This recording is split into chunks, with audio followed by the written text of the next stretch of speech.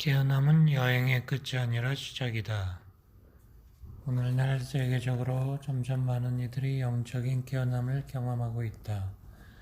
그러나 깨어남을 경험한다고 단번에 에고가 녹아 없어지지 않는다.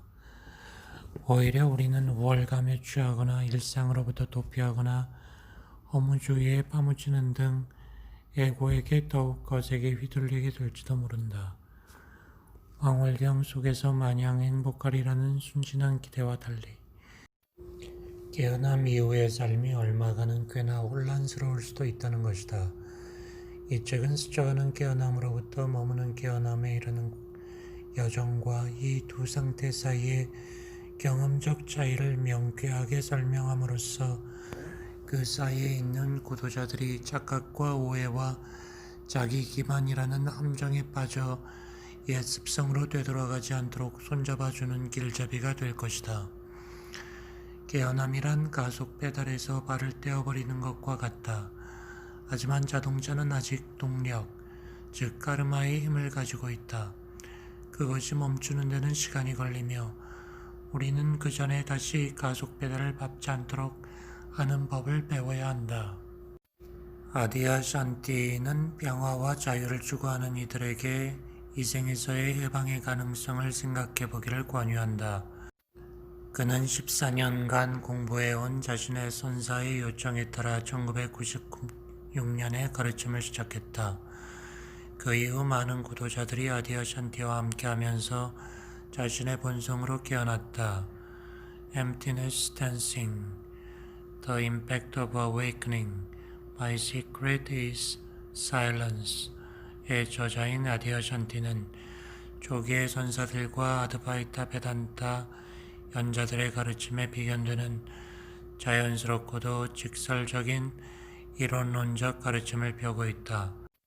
그러나 그는 말한다. 만약 여러분이 나의 말을 전통이나 주의 같은 것을 통해 보려 한다면 내가 말하는 것을 놓칠 것이다. 우리를 해방시키는 것은 멈춰 있지 않다. 그것은 생동하고 있다. 그것은 어떤 관념으로 묶을 수도 마음으로 이해할 수도 없는 것이다. 당신의 본성은 초월적인 것으로 깨어있고 연존하며 여기에 있다. 나는 당신이 그것을 깨닫게 도우려는 것이다. 북부 캘리포니아 태생인 아디아 샨티는 그의 아내 애니와 살면서 샌프란시스코 베이 지역에서 강론과 주말의 심화 코스, 무건 수련을 주관하고 있다. 깨어남 뒤의 삶, 진정한 깨어남, 뒤따라오는 혼란.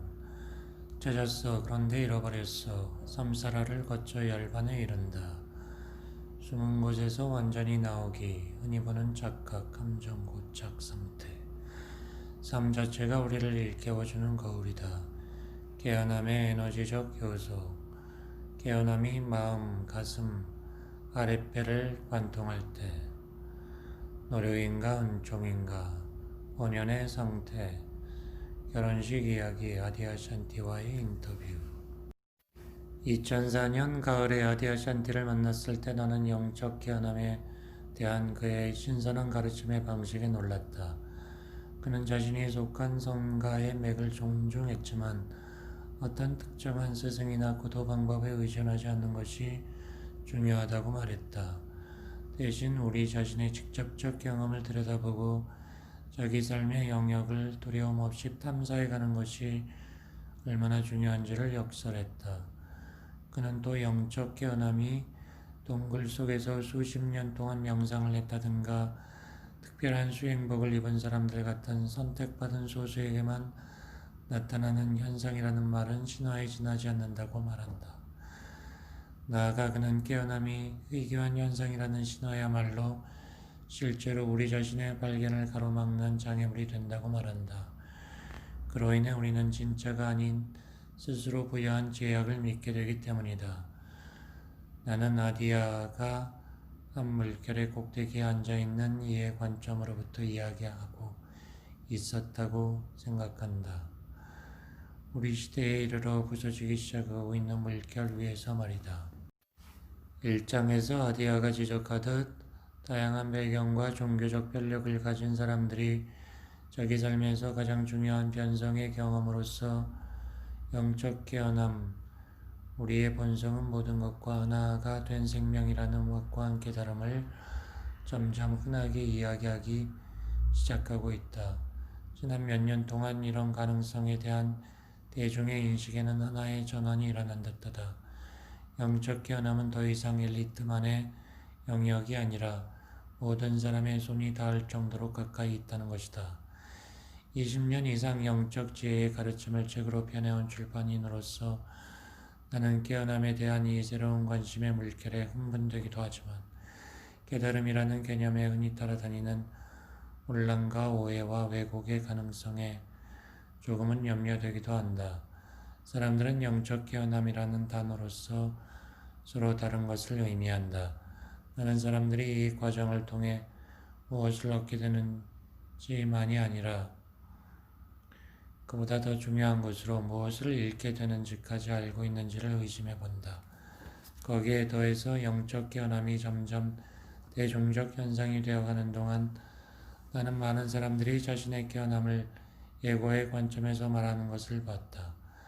깨어남을 어떻게든 다른 사람보다 내가 낫다는 기분을 만끽하는 데 혹은 그들보다 더 깨어있음을 주장하는 데 이용하는 것이다. 하지만 나를 가장 심란하게 만드는 것은 깨어난 사람은 어떠어떠하다는 자신의 관념에 맞지 않은 경험, 그것이 분노이든 우울증이든 가정부라든 간에 그런 경험은 무조건 부인하려 드는 사람들이 너무 많다는 사실이다. 1년 전에 나는 아디야와 전화로 통화하던 중에 이런 현상을 개탄했다. 영적 깨어남을 그릇 이해하여 깨어남이라는 미명하에 순간순간의 경험으로부터 자기를 떼어놓는 사람들을 너무 많이 만나게 되는 이 현실을 말이다. 아리아는 사실은 자기도 바로 이 주제, 최초의 영적 깨어남의 경험 이후에 일어날 수 있는 오해와 함정과 망상들에 관하여 자주 이야기하고 있다고 말했다. 나는 흥분하여 즉석에서 아디아에게 이 주제에 관한 강서를 해줄 수 있을지, 그리고 그것을 책으로 낼 수 있을지 물었다. 그는 동의했고 그 결과가 이 책이다. 1장에서 아디아가 말하듯 처음으로 영적 깨어남을 경험하고 그 과정이 어떻게 펼쳐질지를 알고 싶어하는 이들이 접할 수 있는 정보는 한정되어 있다. 이 책이 그 크나큰 모험을 하기 위한 안내자이자 촉매가 되어주기를 희망한다. 2008년 6월 콜로라도주 볼더에서